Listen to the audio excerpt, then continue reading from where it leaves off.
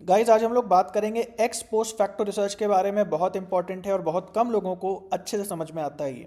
तो देखो भाई, एक होती है एक्सपेरिमेंटल रिसर्च जिसमें कि हम इंडिपेंडेंट वेरिएबल को मैनिपुलेट करते हैं, लेकिन हर जगह समाज में इंडिपेंडेंट वेरिएबल को मैनिपुलेट करना संभव नहीं होता। इसीलिए हम लोग एक्स पोस्ट फैक्टो रिसर्च का यूज़ करते हैं, जिसे हम क्वासाई एक्सपेरिमेंटल रिसर्च भी कहते हैं। इसका मतलब है कि एक्स पोस्ट फैक्टो का मतलब यहाँ पे है कि एग्जिस्टिंग जो कंडीशंस हैं, यानी कि जो चीज़ें पहले से ही अवेलेबल हैं उनका यूज़ करके रिसर्च करना। जहाँ पे वेरिएबल्स का मैनिपुलेशन पॉसिबल नहीं है, पहले से जो चीज़ें अवेलेबल हैं इसीलिए उनका यूज़ करके हम जब रिसर्च को करते हैं। Instead of conducting experiment independent dependent variable वगैरह को यूज़ ना करके, जब रिसर्चर जो है पास्ट में ऑलरेडी जो डेटा अवेलेबल है, ऑलरेडी जो कॉज एंड इफेक्ट का रिलेशनशिप अवेलेबल है उस पर स्टडी करता है। एग्जाम्पल से समझेंगे तो ज़्यादा अच्छे से समझ में आएगा।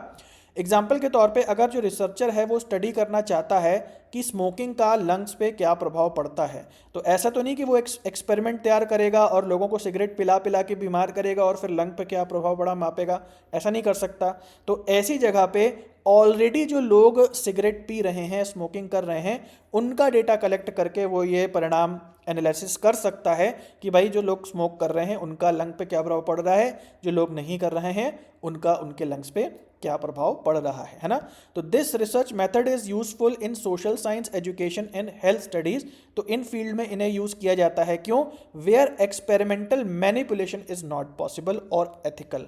तो जहां पे भी संभव नहीं है या कानूनी नहीं है कि लोगों पे के वेरिएबल्स को मैनिपुलेट किया जाए, वहां ऑलरेडी एक्स पोस्ट फैक्टो जो डेटा अवेलेबल होता है उसके बेसिस पे हम जो है निष्कर्ष निकालते हैं। इसीलिए इसको क्वासाई एक्सपेरिमेंटल रिसर्च भी कहते हैं, क्योंकि बाकी सारी चीज़ें तो एक्सपेरिमेंटल रिसर्च जैसी हैं, केवल मैनिपुलेशन वाला पॉइंट यहाँ पे नहीं है। आई होप आपको समझ में आ गया।